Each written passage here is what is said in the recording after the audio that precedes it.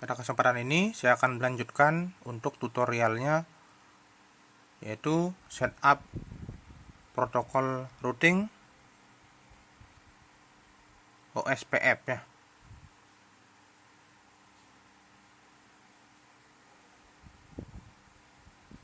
Jadi cara kerja dari OSPF ini dia menggunakan metode link state ya. Nah, mekanisme kerjanya adalah mencari jalur terpendek atau path terpendek yang ada di jaringan tersebut. Di sini saya contohkan untuk 3 buah router ya. Nah, jadi caranya sama, terlebih dahulu kita setup dulu fisiknya ya. Jadi setup dulu koneksi fisiknya seperti menyambungkan kabel yang benar ya. Kabel tipe straight dan tipe cross yang benar di mana saja. Nah, setelah itu semua terkoneksi secara fisik, baru kita setup routernya.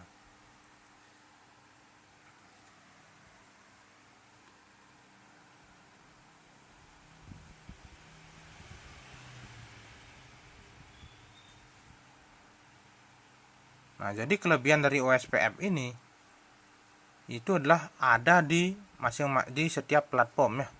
Jadi bukan hanya Cisco saja. Di semua router atau vendor, di semua vendor ada routing OSPF ya.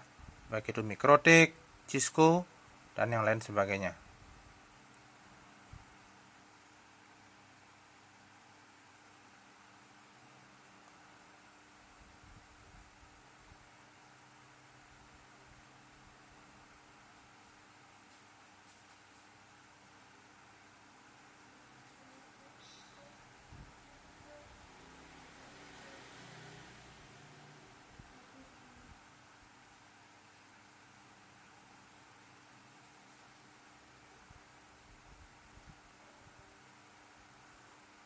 Jadi cara kerja dari OSPF ini berbeda dengan EIGRP ya.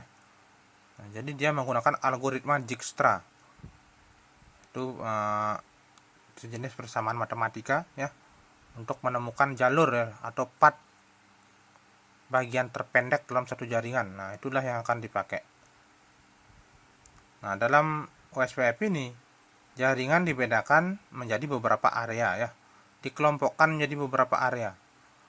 Ada disebut dengan area 0 atau backbone ya, atau jalur utama, disebut juga dengan area 0, dan area 1, 2, 3 dan seterusnya untuk jaringan yang terkoneksi dengan area 0 ya, atau backbone. Jadi jaringan yang terkoneksi dengan backbone itu disebut dengan area 1, 2, 3 dan seterusnya. Untuk backbone sendiri harus menggunakan area 0 ya, tidak boleh menggunakan area 1, 2, 3 atau yang lain. Nah, di sini yang disebut dengan backbone adalah koneksi ketiga router ya. Koneksi horizontal ketiga router. Untuk jaringan yang ada di bawahnya itu disebut dengan area 1, area 2, area 3.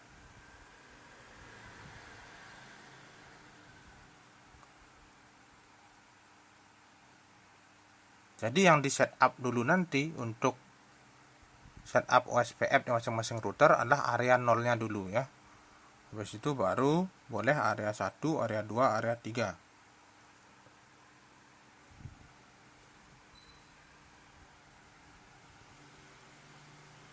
Nah, seperti biasa kita buatkan label dulu ya. Kita isi label IP di masing-masing port yang sesuai.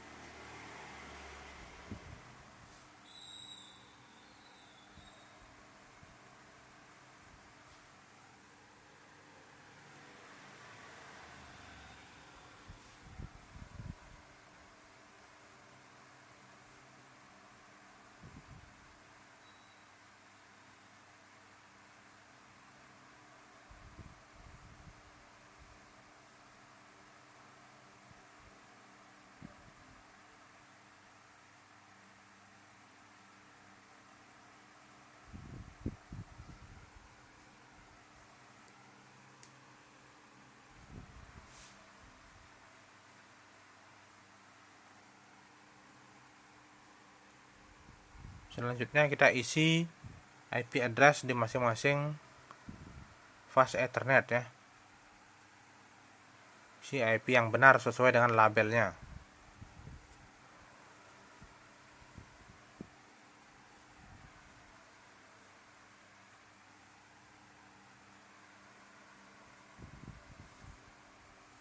Untuk fast Ethernet yang tidak terpakai itu sebaiknya jangan diisi.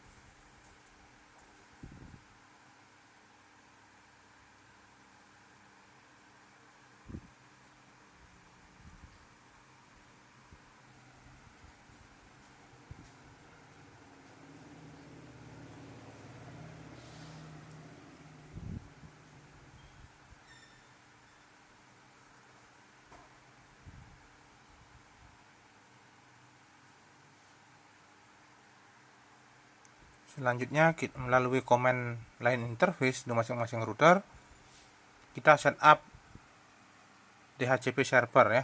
Jadi kita fungsikan router itu sebagai server DHCP. Caranya sama seperti cara-cara sebelumnya ya. Kita tulis dulu nama server DHCP-nya, lanjut networknya, lanjut default gateway-nya. Setelah itu maka DHCP server bisa langsung difungsikan.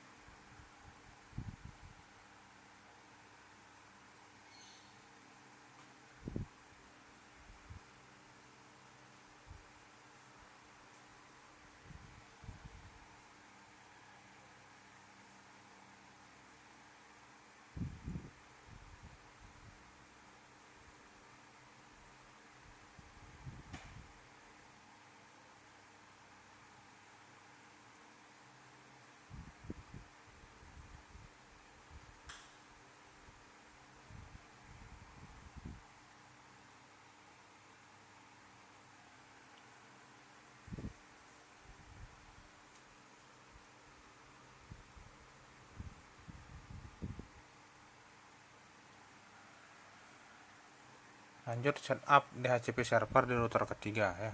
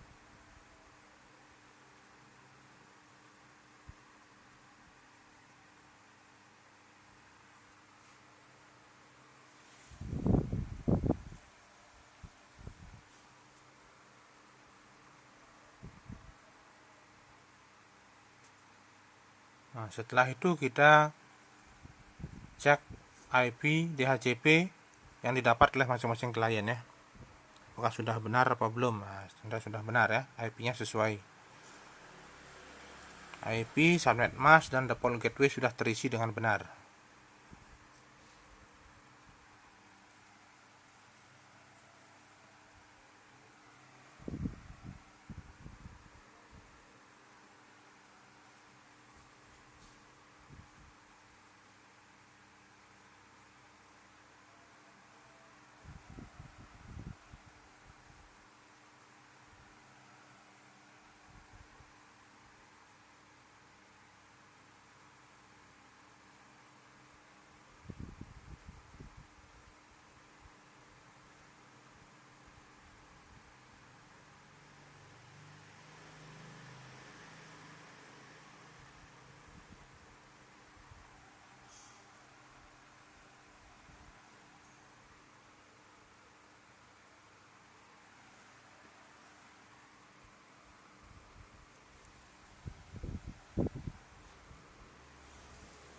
Jadi setup DHCP servernya sudah selesai dan masing-masing klien sudah dipastikan dapat IP,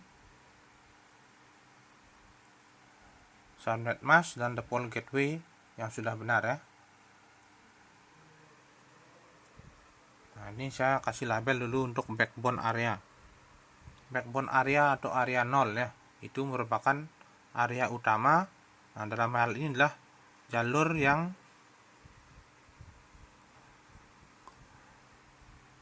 dilalui oleh atau jalur yang melalui ketiga router ya. Jadi jalur horizontal itu yang melalui ketiga router itu merupakan backbone.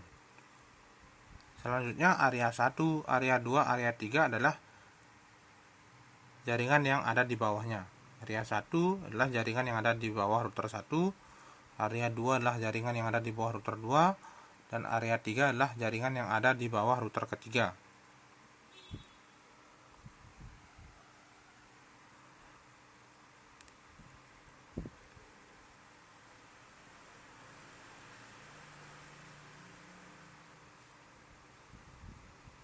Nah, itu adalah area 3 ya. Area 2, area 1, area 2, dan area 3. Nah,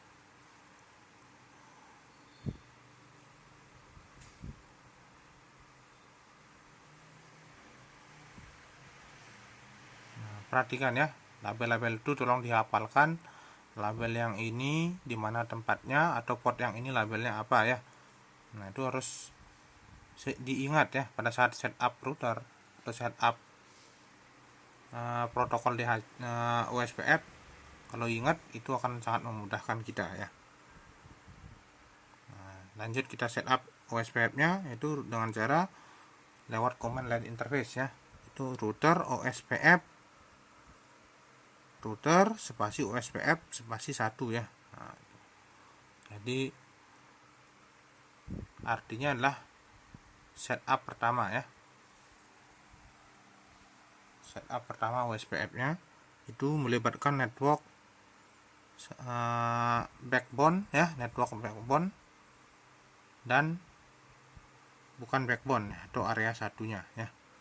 Nah, sana saya tulis network 192.168.1.0 255.255.255.0 area 0 ya, karena network tersebut ada di area 0 atau area backbone ya.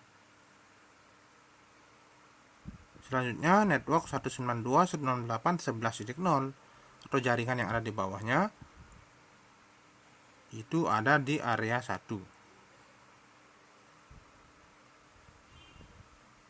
Nah, itu saja ya, exit. Jadi network yang ditulis artinya network mana saja yang terhubung dengan router tersebut, itu aja yang dimasukkan ke tabel OSPF-nya ya. Lanjut di router kedua, router OSPF 2 ya. Router OSPF 2, network yang terlibat di dalam router tersebut atau network yang terkoneksi di router tersebut ada 3, yaitu network 192.168.1.0, subnet masknya 255.255.255.0, area 0 ya. Enter, tulis lagi network 192.168. Nah, itu perhatikan ya, ada muncul koneksi ya, koneksi bla bla bla bla, loading done ya. Itu artinya koneksi antara laptop, antara router kedua dengan router pertama ya. Nah, lanjut ya, setelah muncul koneksi tersebut, indikator koneksi tersebut, kita lanjut. Kita masukkan lagi network yang belum kita masukkan tadi, yang mana ya, kita masukkan sekarang. Itu network 2.0 ya. Network 2.0 masih berada di area 0 atau di backbone area. Lanjut ke network 192.168.12.0. Subnet mask 255.255.255.0 area 2 ya. Nah, network ini baru ada di area 2.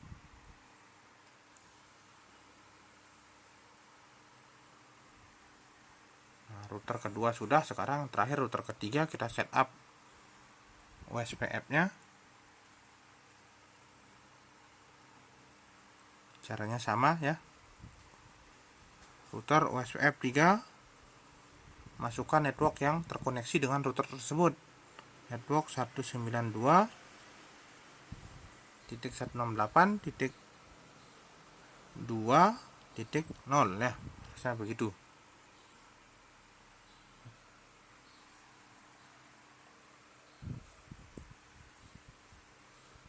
Subnet masknya 255.255.255.0 ya. Network 2.0 masih berada di area 0 atau di backbone area. Lanjut network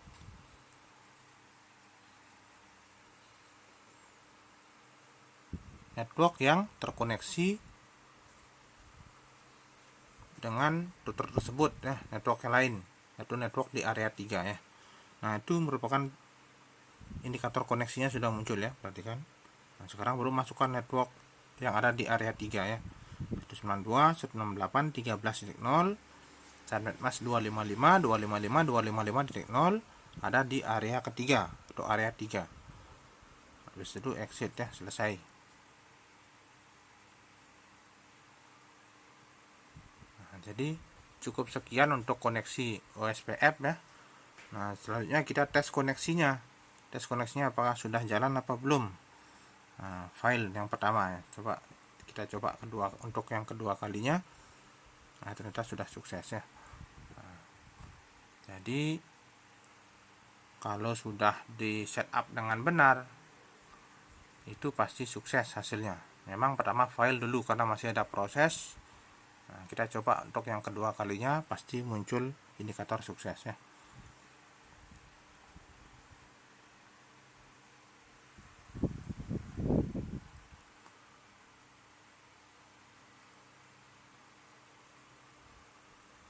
Jadi OSPF ini sangat populer karena ada di OSPF itu ada di semua vendor router ya, baik itu Mikrotik, Cisco dan yang lain.